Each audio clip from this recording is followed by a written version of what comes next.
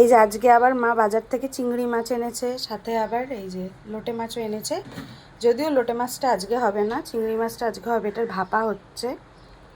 কালো সর্ষে, সাদা সর্ষে, সর্ষের তেল, টক দই, লঙ্কা বেটে এই যে দিয়েছি, এটা মাখা হয়েছে। তার সাথে নুন, হলুদ, মিষ্টি, লঙ্কার গুঁড়ো দিয়েছি। আর এই যে গোটা লঙ্কা দিলাম। মা গোটা লঙ্কা কটা দিলে? 3টে দিয়েছি।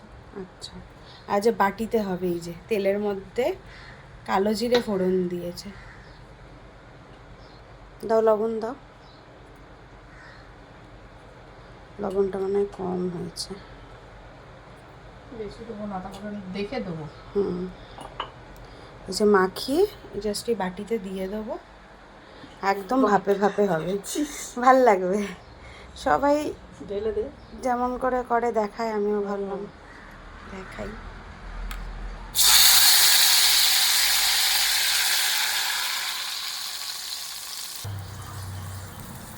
এই যে এবার এটা একদম ধিমি আছে হবে। তবে ভাপাতে কিন্তু কালো জিরে দেয়া যায়, মালাইকারিতে কেউই দেয় না, দেওয়া যায়ও না। এখন এটা হচ্ছে।